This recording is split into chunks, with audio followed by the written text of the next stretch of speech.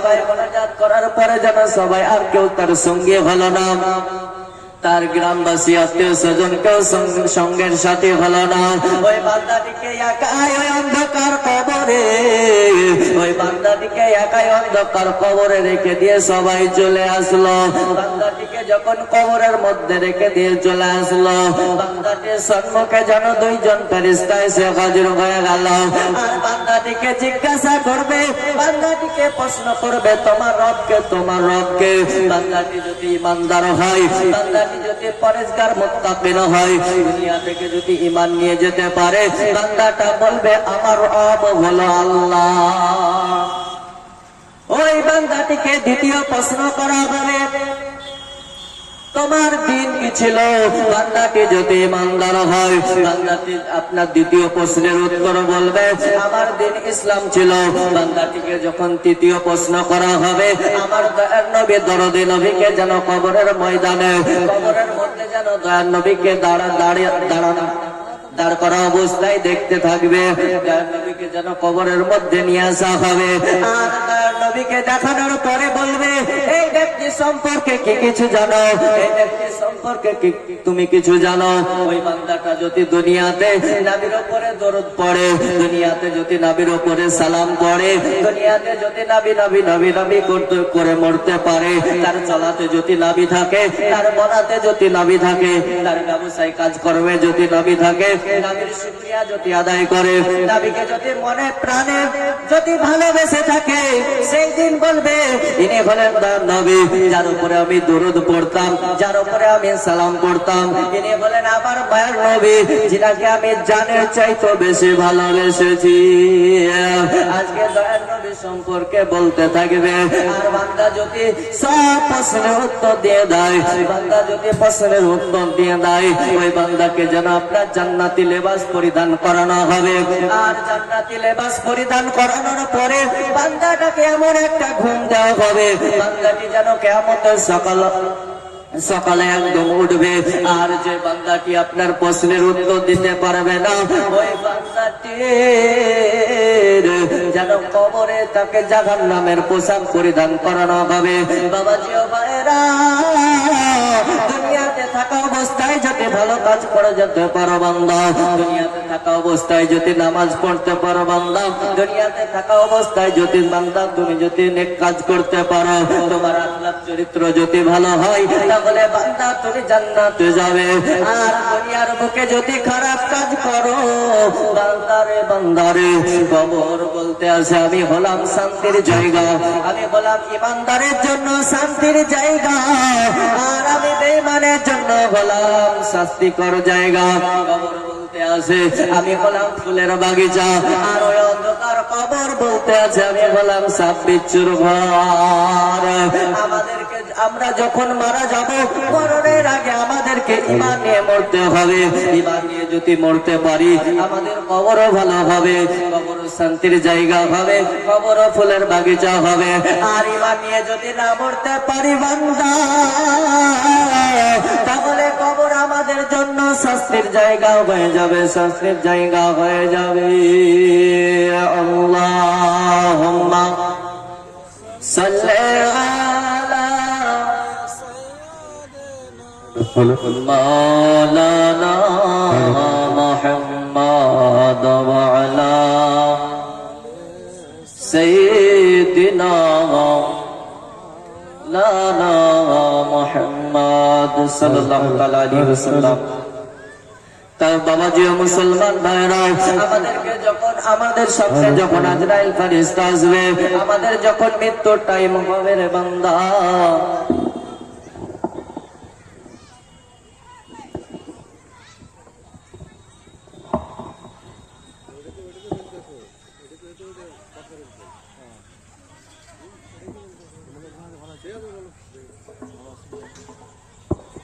আমাদেরকে মরণের আগে আমাদেরকে ঈমান নিয়ে মরতে হবে।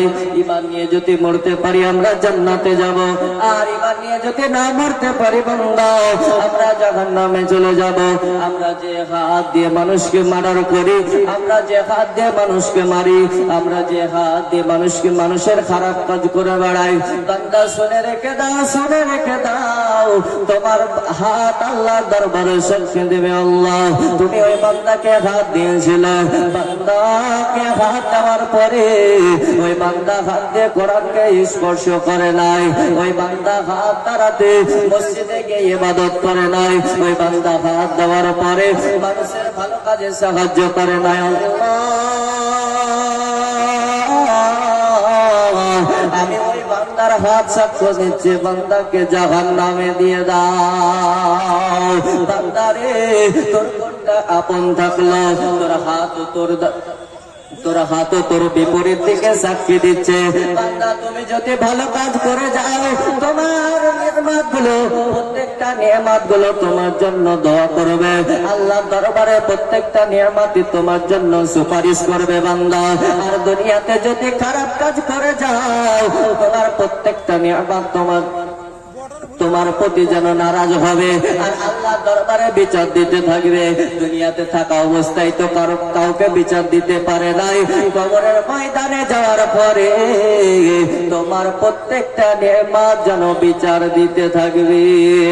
তোমার হাত আল্লাহ দরবারে সাক্ষী দেবে, এ রব্বুল আলামিন তুমি এই বান্দাকে হাত দিয়েছিলে কোরআনকে স্পর্শ করার জন্য, এই বান্দাকে হাত দিয়েছিলে মসজিদে গিয়ে ইবাদত করার জন্য, এই বান্দাকে হাত দিয়েছিলে ভালো কর্ম করার জন্য, কিন্তু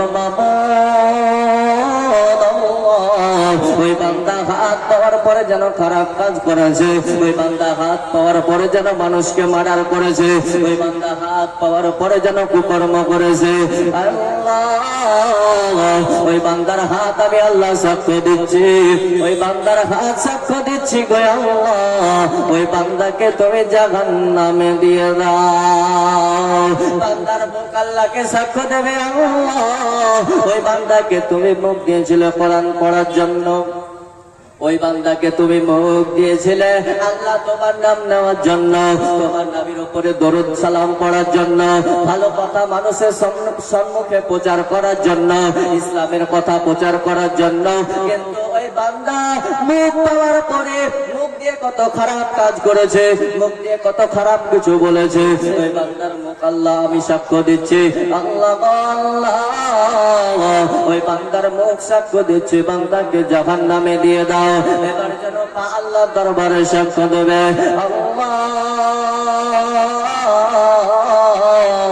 ওই বান্দার পা আমি সাক্ষ্য দিচ্ছি, ওই বান্দা ঘেটে ঘেটে ঘেটে ঘেটে মসজিদে যায় নাই, ওই বান্দা ঘেটে ঘেটে ঘেটে ঘেটে মাদ্রাসায় যায় নাই, ওই বান্দা ঘেটে ঘেটে ঘেটে ঘেটে ইসলাম প্রচার করে নাই, ওই বান্দা পা দিয়ে ঘাটার পরে ওই বান্দা কত খারাপ কর্ম করেছে, ওই বান্দা পা দিয়ে ঘেটে ঘেটে গিয়ে কত কুকর্ম করেছে, ওই বান্দা পা দিয়ে ঘেটে ঘেটে ঘেটে ঘেটে গিয়ে মানুষকে মার্ডার করেছে। আল্লাহ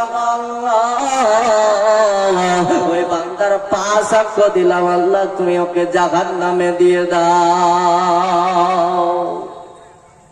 আপনার প্রত্যেকটা নিয়ামতই আপনার নামে আল্লাহ দরবারে বিচার দিয়ে দেবে। আপনি আর বাঁচবেন কোথায় থেকে, আপনি আর বাঁচবেন কোথায় থেকে? আপনার ঠিকানা তো জাহান্নামে হয়ে যাবে। আর দুনিয়াতে যদি বান্দা ভালো কাজ করে যাও, ভালো কাজ করে যাও, তাহলে তোমার নিয়ামত গুলো তোমার জন্য আল্লাহ দরবারে সুপারিশ করবে। আল্লাহ বান্দাটি ভালো কাজ করেছিল, আল্লাহ বান্দাটিকে জান্নাতের মধ্যে দিয়ে দাও, বান্দাটিকে জান্নাতে দিয়ে দাও। বাবারা ভাইরা, দুনিয়াতে থাকা অবস্থায় আমাদেরকে নামাজ পড়তে হবে, দুনিয়াতে থাকা অবস্থায় আমাদেরকে ইসলামের মধ্যে ইসলাম যেটা বলে সেটা আমাদেরকে গ্রহণ করতে হবে, কোরআনের মত অনুসারে চলতে হবে। বান্দা তুমি দুনিয়াতে থাকা অবস্থায় যদি নামাজ না পড়ো, বান্দা তুমি জান্নাতে যেতে পারবে না। কারণ কোরআনে বলা হয়েছে আসসালাতু মিফতাহুল জান্নাহ, জান্নাতের চাবি হলো নামাজ। বান্দা তুমি যদি নামাজ না পড়ো, বান্দা তুমি জান্নাতে যেতে পারবে না। বান্দা তুমি যদি নামাজ না পড়ো, তোমার যেন জান্নাতের দরওয়াজা খুলবে না, জান্নাতের জান্নাতের দরওয়াজা তোমাকে খুলবে না। তাহলে বান্দা জান্নাতের দরওয়াজা যদি না খুলে রে বান্দা, তাহলে তোমার ঠিকানা জাহান্নামে হয়ে যাবে। আর জাহান্নামের আগুন এত ভয়ঙ্কর, এত ভয়ঙ্কর, জাহান্নামের আগুন এত ভয়ঙ্কর, দুনিয়ার আগুন আমরা সহ্য করতে পারি না, দুনিয়ার আগুন আমরা সহ্য করতে পারি না। জাহান্নামের আগুন আমরা কেমন করে সহ্য করব? আল্লাহ পাক রব্বুল আলামিন হযরত আদম আলাইহিস সালামকে বলল, আদম আলাইহিস সালাম তুমি আর গাছের ফলমূল খাবে না, তুমি আর লতা পাতা ফলমূল খাবে না, আজ থেকে তোমাকে রান্না করে খেতে হবে। হযরতে আদম আলাইহিস সালাম বললেন, আল্লাহ আমি তাহলে আগুন পাবো কোথায়? আল্লাহ রাব্বুল আলামিন বলল, জিবরাইল তুমি চলে যাও, যাওয়ার পরে তুমি জাহান্নাম থেকে আগুন নিয়ে এসো। হযরতে জিবরাইল আলাইহিস সালাম যখন জাহান্নামের কাছে গেলেন, জাহান্নামের কাছে যাওয়ার পরে যখন আমরা কিনা জাহান্নামের ফেরেশতাকে বলতে আছে, আমাকে একটা খেজুরের আঠির সমান আগুন দাও। জাহান্নামের ফেরেশতা তখন আপনার যেন হযরতে জিবরিল আমিনের দিকে যেন তাকাতে আরম্ভ করলেন। হযরতে জিবরিল আমিন বলছে, এই জাহান্নামের ফেরেশতা তুমি আমার দিকে তাকাচ্ছ কেন বলো? বলছে, তুমি যদি একটা খেজুরের আঠির সমান যদি আগুন নিয়ে যাও, তাহলে পুরো পৃথিবী পুড়ে ভস্ম হয়ে যাবে। একটা খেজুরের আঠির সমান যদি আগুন নিয়ে যায়, তাহলে পুরো পৃথিবী পুড়ে ভস্ম হয়ে যাবে। হযরতে জিবরাইল আলাইহিস সালাম বলল, এই জাহান্নামের ফেরেশতা তাহলে আমাকে অর্ধেক বিচির সমান আগুন দাও, খেজুরের অর্ধেক বিচির সমান আগুন দাও।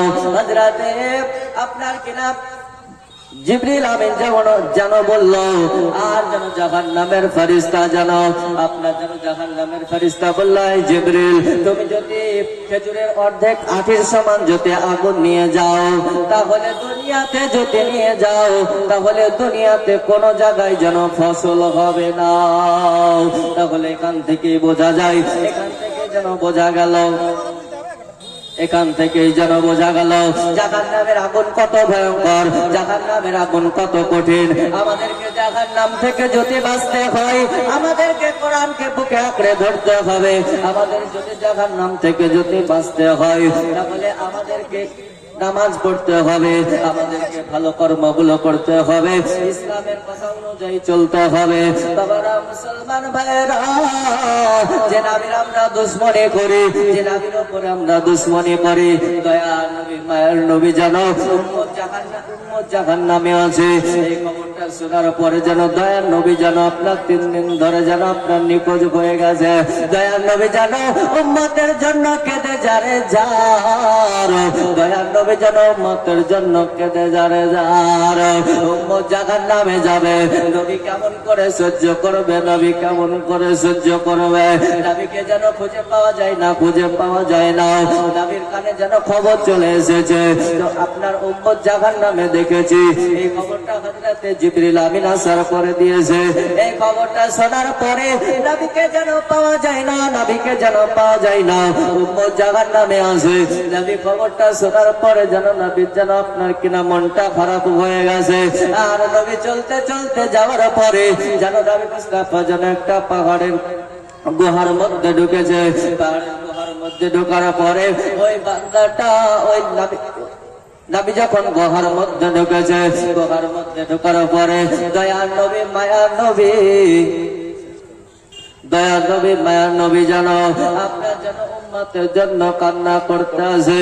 ইয়া হাবলি উম্মতি, ইয়া হাবলি উম্মতি বলে যেন কান্না করতে আছে। দয়ার নবী যেন উম্মতের জন্য কেঁদে যারে যার। নবী যেদিন জন্মগ্রহণ করেছে, নবীও কেঁদেছে, উম্মতি উম্মতি বলে নবী কান্না করেছে। আর দুনিয়াতে আসার পরে নবীকে আমরা নবীকে ভুলে গেছি। কেউ বা নবীর প্রতি গুস্তাখি করে, কেউ বা নবীর প্রতি খারাপ মন্তব্য করে। তাই বলি ব্রাদার ভাইরা, বাবা নওজওয়ানেরা, আপনারা এদিক ওদিক ঘোরাফেরা না করে আমরা জান্নাতি মাহফিলে চলে আসুন। যেখানে হাদিস কোরআনের আলোচনা হয় সেটাকে জান্নাতি মাহফিল বলেছে আমার দয়ার নবী। আমরা এদিক ওদিক ঘোরাফেরা না করে আমরা সরাসরি যেন আপনার কিনা জলসার মাহফিলে বসে যাই। আর আমরা যেন আমল করতে পারি, আমরা যেন নামাজ রোজা করে যেন দুনিয়া থেকে যেতে পারি।